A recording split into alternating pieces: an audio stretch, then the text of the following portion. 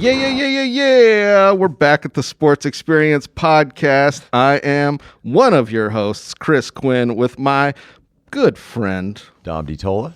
And we're here today talking about Grant Fuhr. Grant Fuhr, one of hockey's greatest goaltenders, a groundbreaking hockey athlete for just who he was. Yeah, absolutely groundbreaking. And just a treasure trove of interesting stories. And you want to get into it? I was going to say, another guy that I knew of had no idea about the backstory. Yeah. You know what I mean? Like, this is why I love this podcast. I hope everyone that listens likes these little backstories that we kind of uncover. It's ridiculous. I thought he was just kind of like a normal life. Yeah, most people always go, Grant Fuhr, oh, he was on all those awesome Oilers teams in the 80s for Edmonton. And he was. Yes, that's true.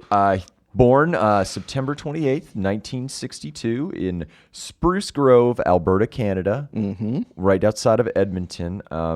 Interesting thing about Fuhr, though, he was a little bit different from other hockey players as far as his ethnic background. Yeah, so he was, and you actually researched this more than me. He was half black, and then they were unclear as to what his mother technically was. Yeah. Because he was put up for adoption. Yeah, he had great adoptive parents. They even adopted another multi-ethnic child after him.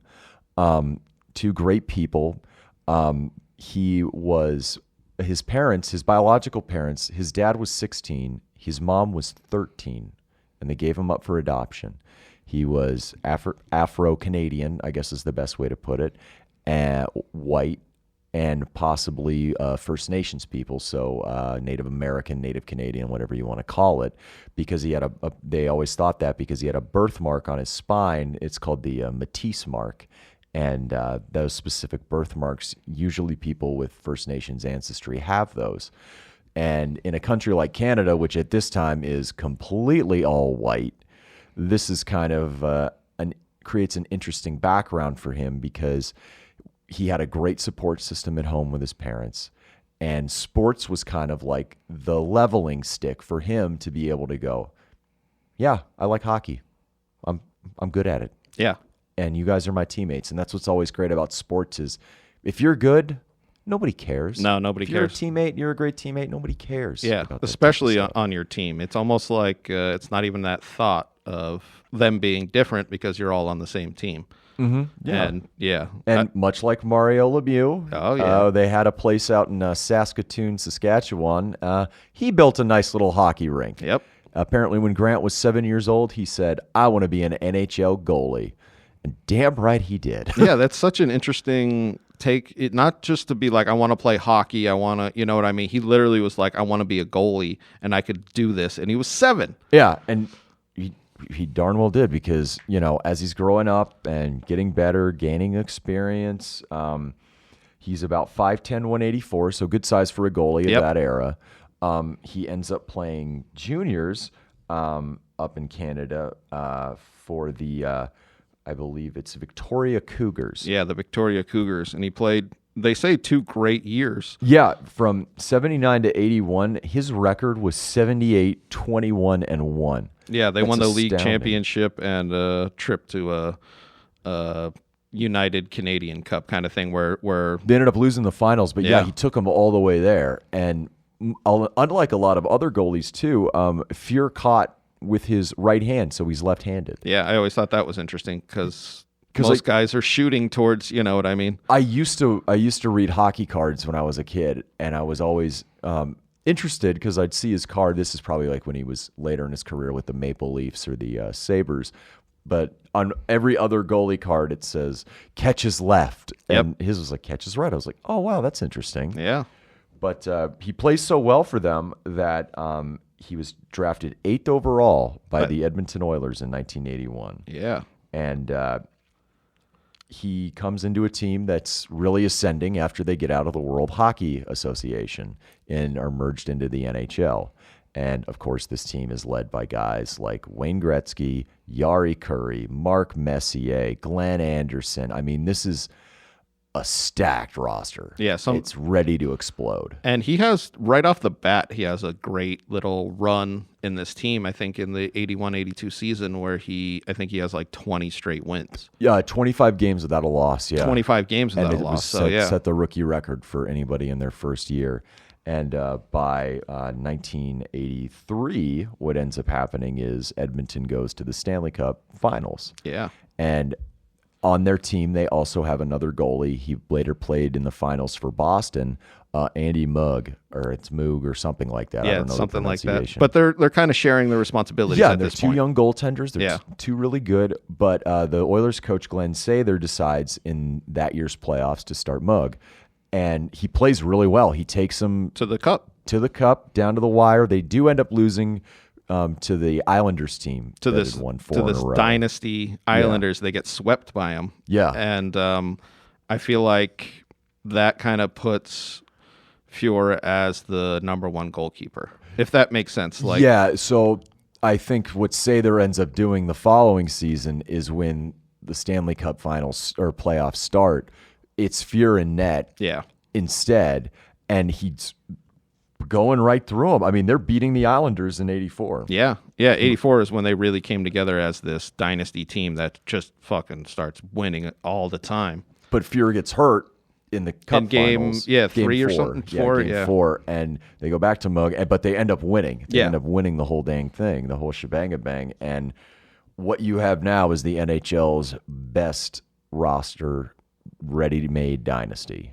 because over the next few years they show us. Outside of 86, I feel like 86 they had that hiccup where Fuhr plays a little role in that kind of hiccup. But 85 they win, 87 and 88, and Fuhr's the guy in net. They also win in 90, but Fuhr's not in the net. Yeah, Billy Ranford, I think, was netminding that year for him, but still on the team. Just saying, still the Oilers in this ridiculous decade where they just dominate. And he was also the goalie I wanted to bring up because we brought it up in the Lemieux episode. He was the goalie for Canada on that 87 Canada Cup team that was just steamrolling people. Well, they said that his 87 year was his greatest year. Yeah. 87, 88 kind of thing when he played for Canada and then back in, obviously for the Oilers. Oh, for sure. And to get back to, how good he was, he is the guy that Wayne Gretzky calls the greatest goalie. That's something that I heard and was like, wow, not just because Gretzky, I mean, he had to have known exactly who the greatest goalie was. You know what I mean? The way he is always attacking. But to say that about Fuhr, you just have to be like, wow, he really is. And he was an interesting player with how he played because there were angle and reflex goalies, two kind of different styles. The Soviets kind of, because they had the big red machine team and were dominating people, a lot of guys wouldn't come out of the net because of how good their passing was. Yeah. And Fuhr could do both. I mean, he started as a reflex goalie, but he could be an angle goalie too. I mean, he just had so many skills. Yeah. And they had asked Gretzky, like, who's the best goalie you've ever faced? And he said, well, it's probably Ron Hextall, but I've never faced Grant Fuhr. Yeah, because he kept being on the same team. That was something that I thought was interesting. Kind of followed him everywhere. Yeah. I want to comment on the hockey goalie mask at this point and how much better they are. They look scary. Yeah. It's really what you want from a hockey goalie mask. Nowadays, they look... I don't want to talk shit on it, but they look kind of silly. Yeah, but he's wearing like a Jason mask out there. With the little eyes cut out. You're just like, holy shit, is that guy going to murder everybody? Yeah, right. You have to be so insane. Like they had goalies in the 40s who didn't wear masks at all. My grandfather played goalie and didn't wear a mask, and he got hit in the face, and he had to have a skin graft. So he had like a brown patch on his cheek from getting hit in the face with a shot. Oh man. Yeah. That is absolutely insane. And if people think that was rare, it wasn't. All of the goalies didn't have masks. That's what was so ridiculous. Like when I brought that up, I was like, were you like the one goalkeeper that didn't wear a mask? And he was just like, no, nobody wore helmets or masks. What are you even talking about? Yeah, I was right. Like, shit, that's scary. Masks, those are for pussies. Exactly. Oh yeah, this hard piece of rubber coming at me. I don't need a mask. Yeah.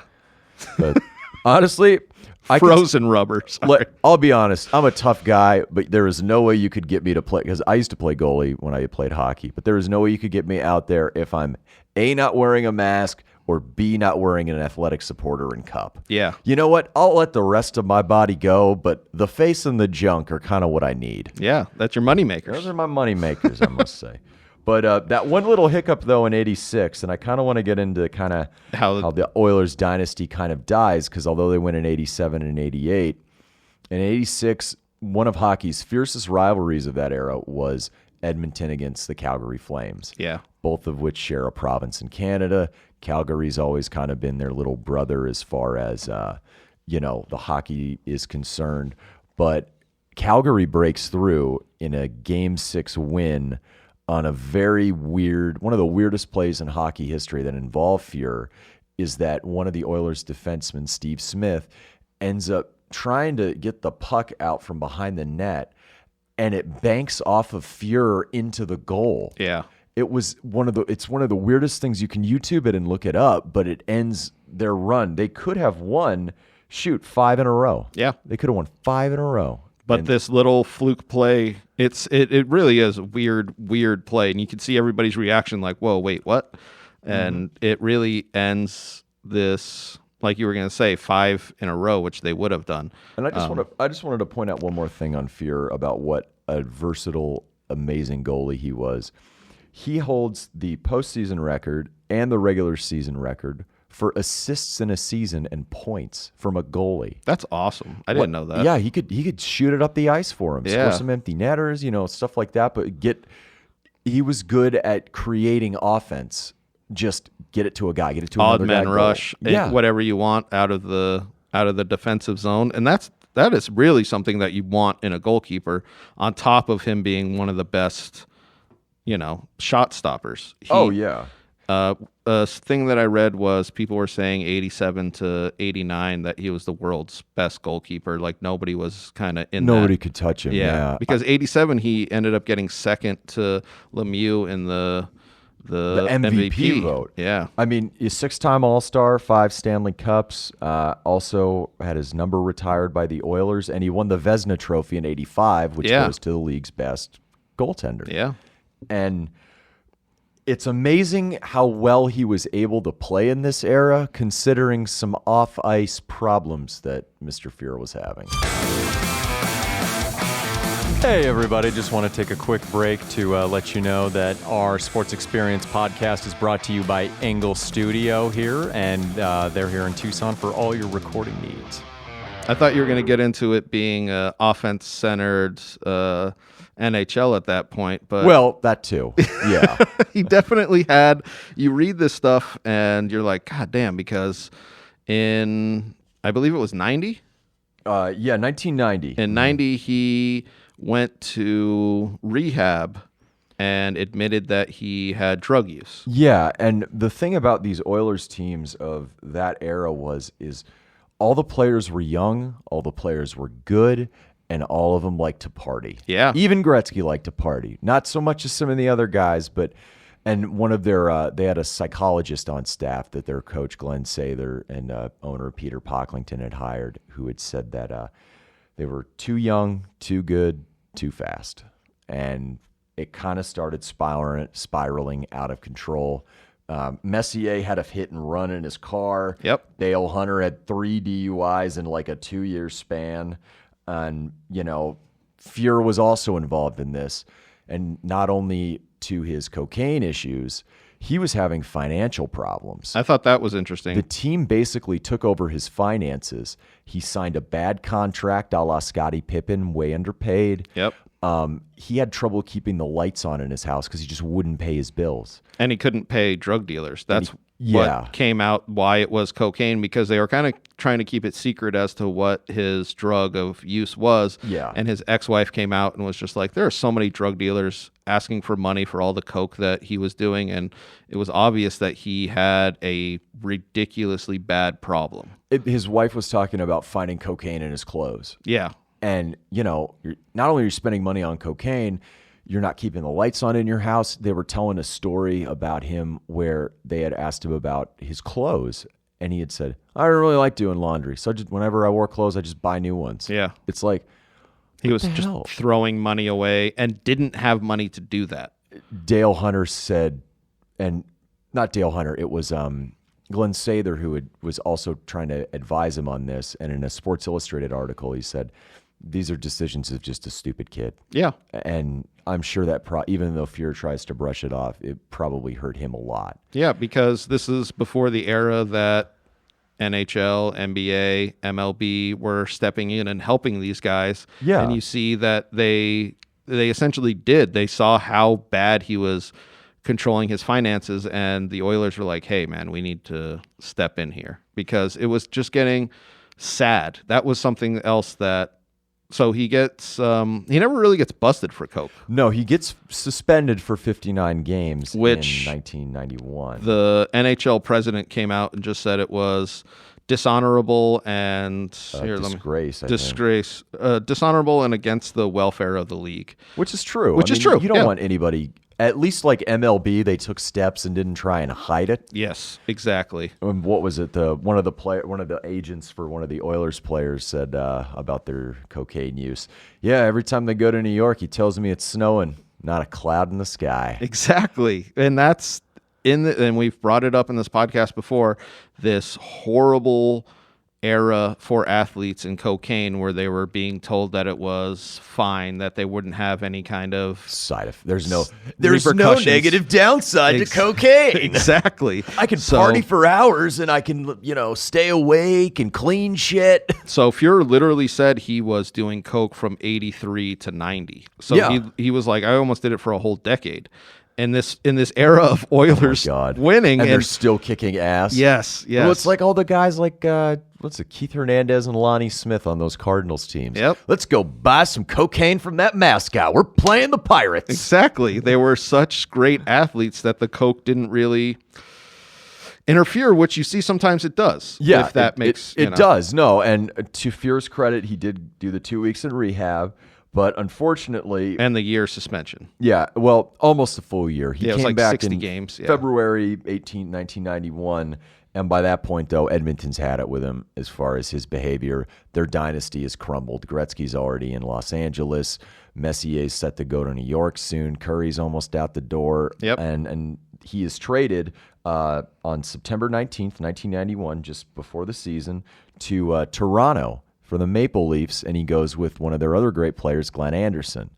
So if you're in Toronto, doing a decent job, but then he goes to Buffalo. I want to talk about in Toronto real quick because of the fans, and I brought this up. The fans, yes, I brought this up pre-episode when after he got busted for coke, the fans in Toronto, everywhere would show up with bags of sugar to taunt him. Yeah. And if you're thinking like, oh, this ex-drug addict might need a little bit of compassion, that's not NHL fans. They would like... Can I just say the stereotype of polite Canadians is total horseshit? Oh, complete bullshit. They are just as big of assholes as everybody. They just have, glorified urgent care for everyone. Yes, they own just as many guns. It's fake news. God damn it, we're just getting sidetracked. I'm just saying, but yeah, they have the bags of sugar. Joking. Yeah, probably guys, hey, don't trip on the white lines here, eh? Exactly. And the fact that, and I want to bring this up, the fact that he was black, I bet he probably took so much shit. So much racist bullshit thrown at him in this, era of 80s where fans were as brutal as they probably ever were. And this is pre-PC world, so you could go to a sporting event and hear some of just the most god-awful language about people that you'd get canceled everywhere. Yes. Like it was brutal back then. It had to be like, there's always razzing dudes because it's always fun to razz a guy, especially if he's good, and you just don't like him. Like he always beats your team. It's always good to friendly razz them, but oh boy. Yeah, it's one thing to be like, get off your knees, you're blowing the game, to the shit that he probably, with the sugar, like I can't imagine, like if he was a heroin addict and everybody started showing up with spoons, please. It's ridiculous to think of it, but I feel like because he didn't really have a great time with the Leafs, he really didn't have a great time till he went to the Sabres, and I feel like people kind of Everybody kind of lost interest. Yes, It's like, lost interest. it's always that whole thing. It's like when you see a politician in a sex scandal, you wait 2 years yeah. to demonize him, and then it's like, oh, well, whatever. You know, he got a blowy from a transsexual hooker in an airport bathroom. And then you're like, remember that guy's name? His name was Wiener. yeah. That's it. Sending dick pics. Sending And then you're wieners. just like, you remember Anthony Weiner? Yeah. All right. Okay, what's going on later today? But that's the way it was. He got out of people's, the forefront of people's yelling, these Yeah. fans. And when he went to the Sabres, I thought it was actually really interesting. Dominic Hasek said that he brought this feeling of winning yeah. with him. And he was kind of brought to mentor Hasek because Yes. if you're unfamiliar with the Dominator, he's a Czech goalie. Won a gold medal, won multiple Stanley Cups with One of the best Detroit. nicknames. Oh yeah, absolutely. He spells his name different than me though. He's got a K at the end. I know, it was weird when I read it. I was like, That's the Eastern that's European yep. version. Yeah, It's like when they're spelling Chris with a K, you're just like, just stop. But so if you don't know about Hasek, up until that, everyone associates him with Buffalo and Detroit. But what a lot of people don't know is he began his career in Chicago. And he was a really good goalie prospect for them. And he had played in some games. He even played in one of the Stanley Cup finals against the Penguins. Chicago's issue, though, in this period is they also had a really good goalie, too, named Eddie the Eagle Balfour. Yep. And he was an eventual Stanley Cup winner with the Stars. I mean, Balfour was a great player in his time. So Chicago's like, well, we can't have two because we'll end up having to pay two when Hasek's contract comes up. They deal him to Buffalo, and it's like a rebirth for him. And having Fuhr come in is just even better and just completely skyrockets his career.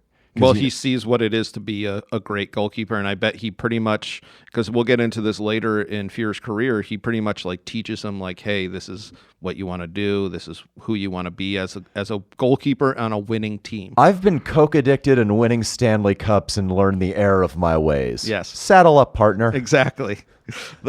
Nobody ever knows how warm it is under that dragon's wing. Oh, you know what right? I mean? Yeah. Oh, it's so warm. So nice. But that's what Hasek says is he molded him into this great goalkeeper, and he really takes that and becomes one of the best goalkeepers in this era. Oh, totally. Not only era, probably all time. Yeah, if you probably really all time. wanted to look at it. That's true, because I just hate Detroit so much. Oh, right? God. Hate him. No. But Fuhr runs into a lot of now American racism, though, when he's Yes. in Buffalo. Yes. A little bit not so nice thing. He tried to join a Transit Valley Country Club With a bunch of his teammates. and a bunch of his not Afro-Canadian First Nations teammates. Well, I thought it was interesting. In golf, you just are the most racist sport in the world. they really are. All of his white teammates made it in. All of them. Yeah. And he was the only one, and they said that his paperwork was insufficient. Yeah, it was incomplete. or Incomplete. Insufficient, which is like the most stodgy old white person excuse for like, I don't want these people around me. Exactly. I don't want that guy dating my daughter, if you know what I mean. I mean, I make sure he doesn't steal my car. Think about how ridiculous it is. This is 94, 95. Yeah, it was like 93. Yeah. 93, Yeah. when he first goes to the Sabres. So you're just like, they're still steeped in that racism, and then they realize what they did, and they try to issue an apology. They gave an apology and let him in, and he was like, "Nah, go fuck yourself." Yeah, he I mean, went not to like a different- Boston person, but like, "Hey, go fuck yourself." There you go. It's so ridiculous thinking that accent all the time, but he went and joined like one down the street. Yeah, It was like, yeah, He was just like, "Oh, they'll let me in. They don't seem to give a shit." exactly. And yeah, he was pretty successful in Buffalo for a few years, and he helped mentor Hasek. Then, unfortunately, as far as the country club, I wanted to add this. They a lot of people were pissed off that he didn't get in, like a lot of just people in Buffalo who aren't pieces of garbage. Yeah. They ended up vandalizing the goddamn golf course, and they burned swastika into On the greens? Yeah, on Yeah. the greens. It's like, man, that is. I would have just like sent him an angry letter or something. You know? Can you imagine going and hitting it into the swastika? You're like, you're never gonna get out of there, Yeah. bud. it's like the worst sand trap ever. I know. It's like you're balling into the swastika. That's 10 strokes right there, Chief. Yep. Oh yeah, But he's traded to the Kings in '95, and he ends up with Gretzky again. yep. But he's really not necessarily a full-time goaltender like he used to be in the '80s during those Oiler glory runs. Well, with the Kings, I feel like they brought him in as a backup Yeah. and just kind of were like, "Hey, you're not You know Wayne Gretzky, right? exactly," which is And- weird, but It's unfortunate because at this point he's only about 33 years old. and he's still able. Yeah, he's still got some, fire left in that tank. Yeah, And one of the best things he ever did, he signed as a free agent with the Blues. Gretzky came later again, obviously. well, I thought it was interesting that the Kings just out and out like released him because Yeah. he still had it, and we see when he signs with the Blues, he literally breaks records. That was the rebirth season that he needed as a person, and hockey kind of needed him coming back from the brink. He played in a record 79 games. And for those of you who don't know, there's 82 games in a hockey season. Yeah. Goalie is the most arduous one to play because you don't get shifts. Like, you can't just hop on the ice for 2 minutes and hop off.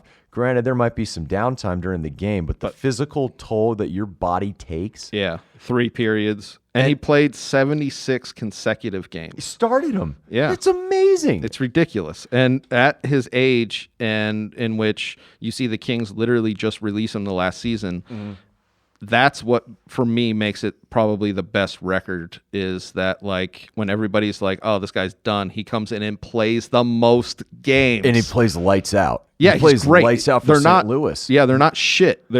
He's playing great. They're a playoff team. Unfortunately for Fuhr, though, in the playoffs, and I wanted to I'll bring it up afterwards, this playoff series being important for a specific reason. But in the first round series against Toronto, because for whatever reason Toronto was still in the Western Conference in hockey, Yeah. they win the series, but he tears ligaments in his knee in that series. Then they say he never recovers from that. Yeah, and it's unfortunate because their next series was against the Red Wings. Yeah. And that was the first year of the Red Wings Avalanche rivalry, because on the other side of the bracket you had Colorado and Chicago playing in the semifinals, and it was St. Louis and Detroit. So you always wonder, like, would that rivalry have even happened if Fuhr somehow pulls it out and beats Detroit and they play Colorado instead? Like, check out that episode of the Yeah, Sports Experience just- podcast, Colorado Avalanche versus the Detroit Red Wings out there, you know? a lot of fighting. A lot in of that fighting, one. a lot of blood. A lot of blood and anger. I don't think there would have been the bad blood, if you know what I mean, if they had gotten through. So it's interesting because Fuhr, he goes out game 3 in that, and then they go on to lose, and they say the next season he's just not the same. And I bet when you tear ligaments in your knee and you're a goalkeeper, and you almost need that quick, you don't need that long, you know what I mean? You almost need to just be like, quick, and he just didn't have it. And it's a darn shame, but he keeps playing. I mean, goes to Calgary, 1999. Well, this is interesting. I heard that Calgary signed him thinking that, hey, as soon as he retires, he's going to become the goalie coach. Yeah, which I thought and was he really was. great. He ended which, up being. exactly, yeah. I mean, because like, look what he did with Hasek and stuff. He Exactly. mentored Fred Braithwaite, another goalie. Another goalie. Like him, yeah. And but 99, he's kind of brought in as like a backup and mentor. But to his credit, on October 22nd, 1999, he won his 400th game in hockey. That's awesome. And as a goalie, that's the magic number. That's where you get to the Patrick Waugh, the almost Dominic Hasek, the Martin Brodeur. The 3,000 hits. Yeah. I don't know what that would be in basketball. I don't know what that would be. It's so weird. However many rebounds, Yeah. everything's points per game. But stuff like yes, that. the 200 goals in soccer, you know what I mean. All of that, where you get into that top echelon of player, where you're just like, wow. And I'm glad that he stuck around in the league for that long to get that, because he deserved it. He deserved it. He played 19 seasons, first black player to be Stanley Cup winner, Stanley Cup winner, playing a Stanley Cup, Hall of Fame. Hall of Fame 2003. Yeah. First, I mean, he's pretty much the first black hockey player to be a star. Yeah. I mean, he's looked at. There's a good article I read about future. He had some run-ins with the law that were very disturbing. Tommy Kane. He was a wide receiver for the Seahawks, and he grew up in the Montreal area, in Okay. an African American neighborhood, and he was a really good hockey player, even though he became a wide receiver and played football. He was basically forced out of hockey because the French Canadian teammates and leagues didn't take kindly to having African Americans playing their sport. Yeah, no, nobody's racist in Canada like French Canadians. How about that? His nickname was Chocolate Bar. Yeah. Like, what the hell? Come on, guy. But It's ridiculous. In the article he was talking about, because he was still playing college at Syracuse, he was saying what an impactful and important person Grant Fuhr was for Afro-Canadian people, because he's a star. He's not just on the team. Yeah. And he's mentoring some of hockey's best goalies. Yeah, he goes on to become the Phoenix Coyote goalie coach, and I think that was his last coaching stint. Yeah, I think he's just doing a lot of golf now. Apparently, he's a great golfer. That was I wanted to bring it up because he plays in this thing for celebrities and ex-athletes and does great every year, and I respect that a shit ton. I feel like golf for these ex-athletes is perfect. Yeah, and the interest, and because they're all athletes, they all have athletic talent, so they can probably transition. Wanted to bring up just his stats alone because they're so amazing. His career stats: 403 wins, 295 losses, 114 ties, and he had a 338 goals against average, which for that era is really good because they much more scoring as compared to later on, and almost an 888 save percentage. But this is where I want to go over his postseason stats, because this is where I think guys like Gretzky make those types of comments, because he's the money man. He's the guy when all the chips are down. Yeah. Anytime you need a big save. He had 92 postseason wins compared to 50 losses. So he's winning essentially almost 2 out of every 3. Yeah. And a 2.93 goals against average, which is less than his regular season. And an even higher save percentage of almost 890. I think Messier said it where he was like, I don't want anybody else in the goal during the playoffs. Yeah. And you see those statistics where some guys kind of excel in the playoffs and some guys kind of fall right off. And with hockey, man, a hot tender will take you to a dynasty. Yeah. It's incredible. Absolutely incredible. And this is a really fun episode to research and, get to know more about somebody that I knew about, but not necessarily a lot about. But yeah, I can't say anything more about Grant Fuhr. Awesome. Hey, everybody. Thanks for listening to that podcast. This is just a stock message at the end of all of our podcasts, so we hope you enjoy. You listen to whatever athlete that was. Give us a follow at the Sports Experience Podcast on Instagram. Also, myself at Quinn Comedy on Instagram. Also, DiTolla Dominic on Instagram. Just follow us all around. If you have any suggestions for any athletes you want us to do, shoot us an email at the Sports Experience Podcast at gmail.com. And we always are recording right here at Engle Studio. Thank you all very much.